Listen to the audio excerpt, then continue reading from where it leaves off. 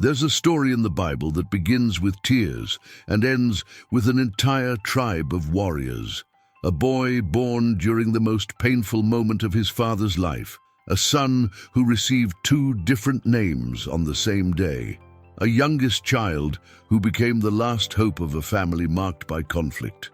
We are talking about Benjamin, Jacob's youngest son, the boy who almost didn't have a name, but who would carry an extraordinary destiny. Have you ever stopped to think about why your mother died giving birth to you? Why your father changed your name right after your birth? And why, years later, you would become a central figure in one of the most impactful stories of the Old Testament? The biblical story of Benjamin is not just about birth and death. It's about how God transforms tragedy into purpose, pain into legacy, and a frail boy into a symbol of strength. And there's something in this story that I'll only reveal at the end of this video, something about the role of the tribe of Benjamin in God's plan for Israel. Get ready, because the journey of Benjamin, son of Jacob, is just beginning. Jacob's caravan was heading toward Ephrath, and it was on the way that Rachel went into labor. But something was wrong. The delivery was difficult, very difficult. Rachel, Jacob's great love, the one for whom he labored for 14 years, was fighting for her life as she brought her second child into the world. The Bible records in Genesis 35 that she had great difficulty in childbirth. The midwife tried to encourage her. "Don't be afraid, you're having another child." But Rachel was weak. Her body wouldn't hold out. And then he was born, small, fragile, crying under the open sky of Canaan. But before there could be joy, tragedy took its place. Rachel, with her last strength, looked at her son and whispered a name, Benoni, son of my sorrow. The Bible simply says, when the soul departed, for it died, he named it Ben-Oni, Genesis 35:18. And as Rachel's life faded, one reality remained. That boy would carry a mark that none of Jacob's other sons had. He was the only one who cost his mother her life. Jacob held the baby. His hands trembled. His heart was broken. But he knew that boy couldn't live under the weight of a name that only spoke of death. How would you live, knowing that your existence cost the life of the person who loved you most, even before they met you? Jacob stood there, holding a newborn baby in his arms.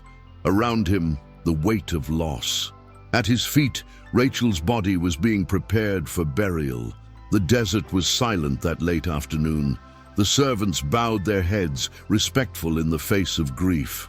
Jacob's other sons watched from afar, trying to process what that moment meant. And the baby cried, as any newborn cries in the first moments of life. Benoni, son of my sorrow. That name echoed like a sentence, like a weight he would carry forever. Every time someone called him, it would be a reminder of the tragedy. He would forever be the son who brought death along with life. But Jacob knew the power of a name in the scriptures. A name is not just identification. It is a declaration of identity and destiny. Then Jacob declared in a firm voice, "No, his name will not be Benoni. He will be called Benjamin, son of my right hand." Genesis 35:18. That boy would not be defined by pain. He would be defined by honor, by strength, by his prominent position in the family. Benjamin would be the son who would stand at his father's right hand, the place of power, of protection, of inheritance in Hebrew culture. The biblical meaning of that name was a prophecy. It was Jacob's refusal to let tragedy have the last word. It was the faith of a man who, even in grief, still believed that God had a plan. And he did. But no one could have imagined how much that name would be tested in the years to come, because Benjamin would grow up in a family where names and destinies carried real weight, and where pain had not yet finished its work. Benjamin grew up as the youngest of 12 siblings, but this was no ordinary family. Around him were brothers from 4 different mothers, men who had already learned to compete for their father's attention. The genealogy of Jacob's sons was also a map of accumulated conflicts and tensions. He never knew his mother. He never heard Rachel's voice. You never felt her embrace. All he had was stories told by Jacob, stories of love, of waiting, of faithfulness. And that made Benjamin different. He wasn't just the youngest, he was the last visible piece of Rachel still alive. And Jacob protected him in a special way. But before Benjamin, there was another son of Rachel, Joseph, Jacob's favorite, the dreamer, the boy in the colorful tunic. And everyone knew what had happened to him, or at least what his brothers said had happened. Joseph was dead, or so Jacob believed, and now Benjamin occupied that place. He was Rachel's only remaining son, and Jacob protected him as one protects his last treasure, because, in a way, that's exactly what he was. The brothers saw, and they understood their father's pain. But they all knew Benjamin was not just another brother. He represented everything Jacob had lost with Rachel and Joseph. Meanwhile, Benjamin grew up unaware that one day he would be the key to the greatest turning point in Jacob's family history. Years passed. Famine came to the land of Canaan. Jacob was now an old man, marked by the weight of loss. He had never fully recovered from Joseph's supposed death, and Benjamin was all he had left of Rachel. And then came the news. There was food in Egypt, but to get more provisions, someone needed to go there, and the governor of Egypt was demanding something difficult. He wanted to see Benjamin. Jacob refused. "My son will not go. Joseph is already dead. If anything happens to Benjamin, you will bring my gray hair down to the grave in sorrow." Genesis 42:38. The words revealed a deep fear, but the famine was relentless. And Jacob's sons knew either Benjamin went or they would all die. Judah stepped forward. "Father, I will be responsible for him. If I do not bring Benjamin back to you, the blame will be on me forever." Genesis 43:9. It was the promise of a man already burdened by past mistakes. And so Benjamin set sail for Egypt. He didn't know it, but he was about to become the center of one of the most exciting plot twists in the Bible. Because the governor who wanted to see him wasn't a stranger. It was Joseph, the brother he barely knew. And when Joseph saw Benjamin, the Bible records, Joseph was deeply moved when he saw his brother, and he sought a place to weep. He went into his room and wept there. Genesis 43:30. Benjamin was more than a brother. He was the living link between the past and the present, between pain and possible restoration. And if you're enjoying this story, leave a like and subscribe to the channel, because there's still a lot more to come. Benjamin's journey was just beginning, and what was to come would test not only him, but his entire family. Every step towards Egypt was fraught with uncertainty. Benjamin walked beside his brothers. They were tense, as if they were carrying something heavy, memories perhaps, or fears they couldn't express in words. Judah walked in silence. He had given his word to Jacob. "If anything happens to Benjamin, it will be my fault." Those words echoed with every mile traveled, because Judah knew what it was to carry guilt. Years ago, he had participated in the sale of Joseph into slavery. He had seen the despair on his brother's face and accepted the silver coins. He had lied to his father and watched Jacob break down inside.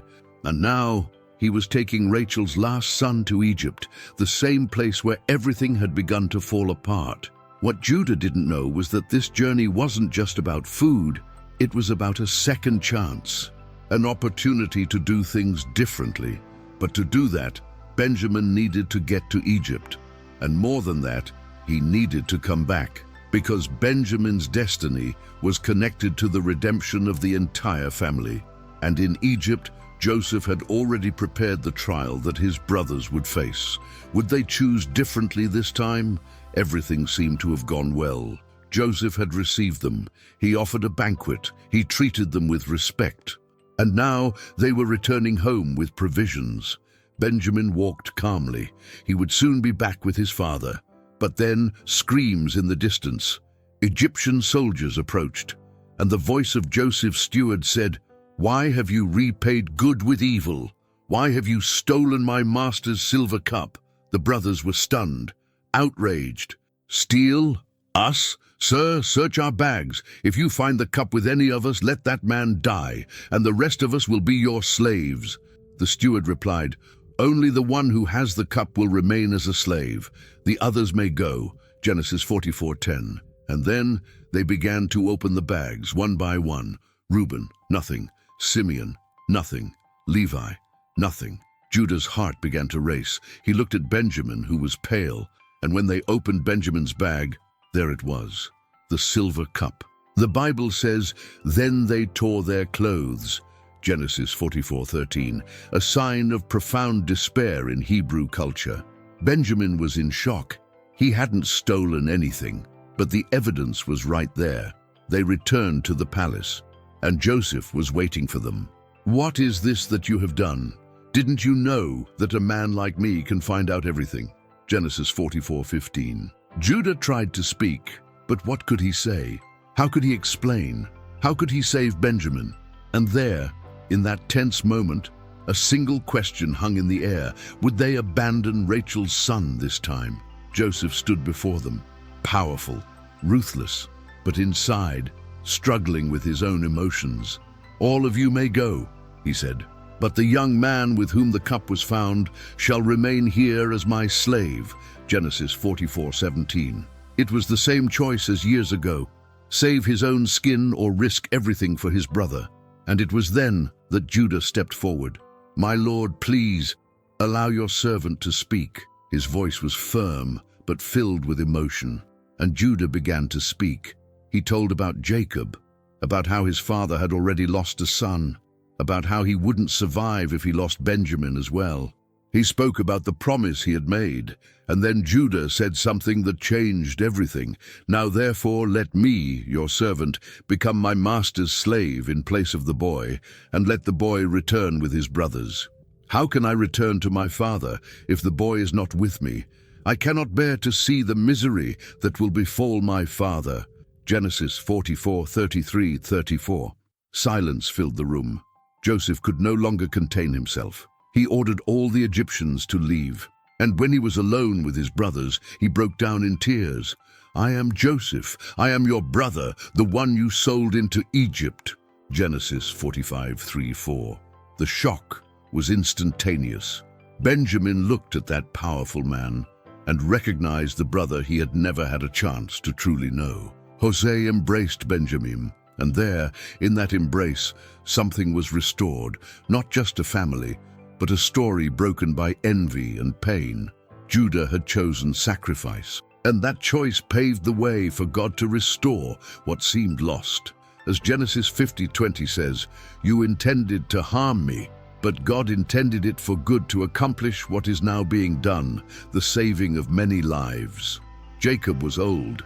His eyesight was failing, but his spirit was alive. He had lived long enough to see the impossible. Joseph was alive. His sons had reconciled, and Benjamin was there by his side. But Jacob knew his time was drawing to a close, and before he departed, he needed to do what the patriarchs did: bless his sons and declare their future.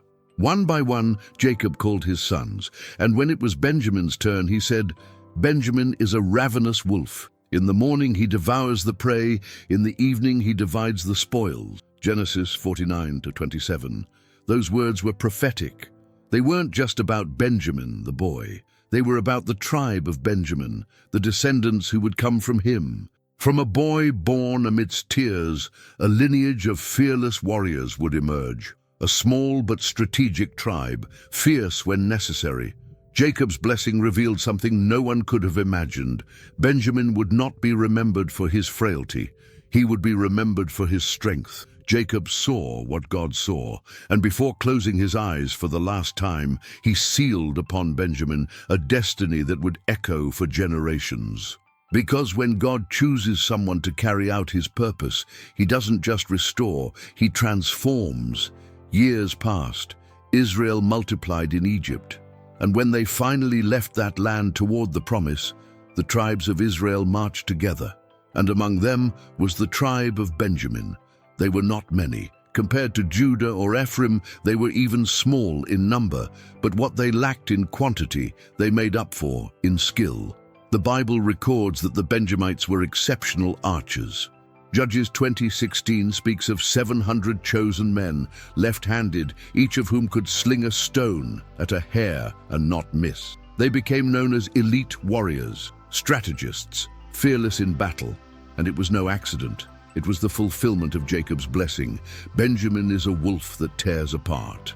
From the tribe of Benjamin came judges, warriors, and kings. Saul, the first king of Israel, was a Benjamite, 1 Samuel 9:1-2.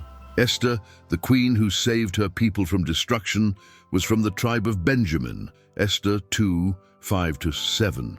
And the apostle Paul, the one who brought the gospel to the Gentiles, was also a Benjamite, and he himself proudly declared, "I am an Israelite of the tribe of Benjamin."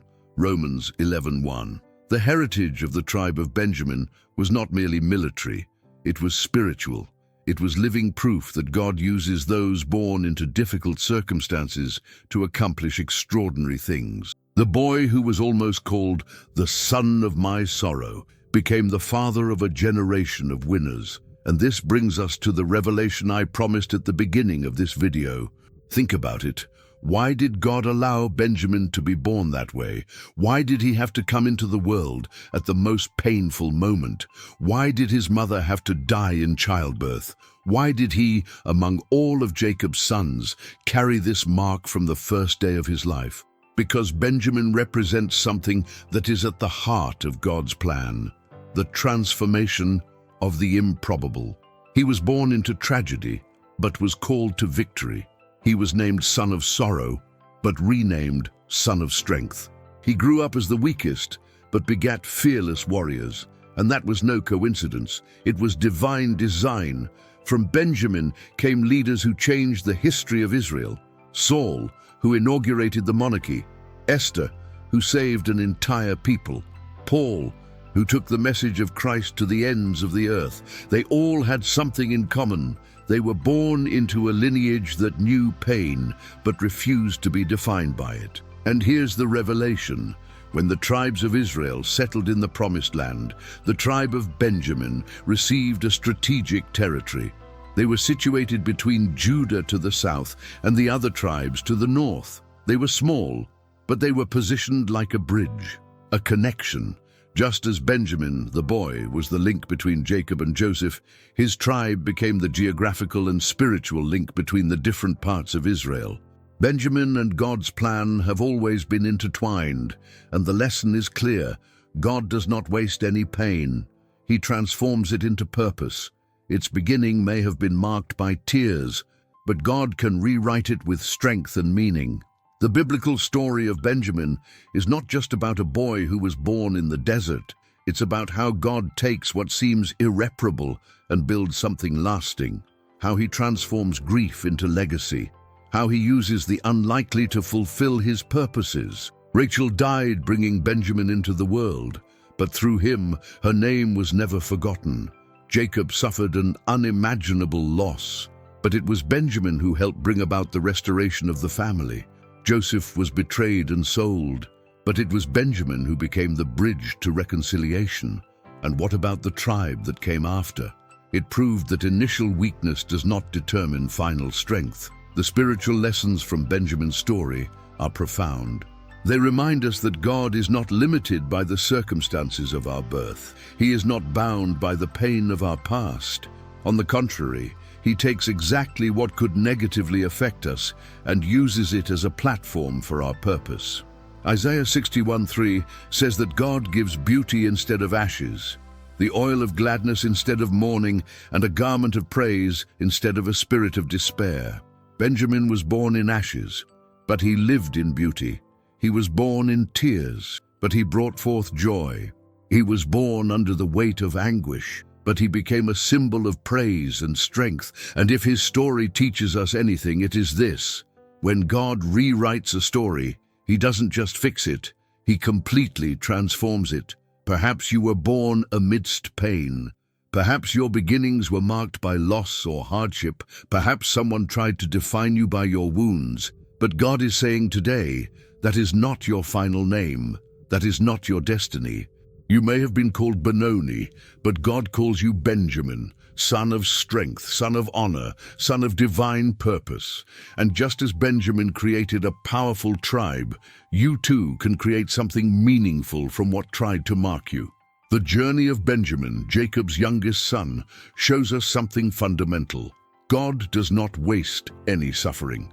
Every tear shed at the beginning can become the foundation for something glorious in the end. Every wound can be transformed into strength. Every loss can pave the way for a greater purpose. Benjamin, son of Jacob, did not choose to be born that way, but he lived with the name his father gave him and not with the weight of the tragedy that brought him into the world. And today, the question remains, what name are you carrying? The name that circumstances tried to give you, or the name that God has already declared for you? Just as Jacob renamed Benjamin, God is renaming you today. He is declaring over you strength where there was weakness, purpose where there was pain, victory where there was defeat. If this story touched your heart, I invite you to do 3 things. First, leave a comment below telling us what God spoke to you through the story of Benjamin. Second, subscribe to the channel and turn on notifications because every day there's a new Bible story full of revelation waiting for you. Third, share this video with someone who needs to hear that God can rewrite any story, no matter how it began. Benjamin was born amidst tears, but he lived with purpose, and so can you. Remember, Jacob's last son fathered kings, queens, and apostles, and within you there is a legacy waiting to be born, a destiny that only God could have planned. May the biblical story of Benjamin inspire you to believe that no matter your beginning, God can lead you to an extraordinary ending. Until the next video, and may God continue to rewrite your story.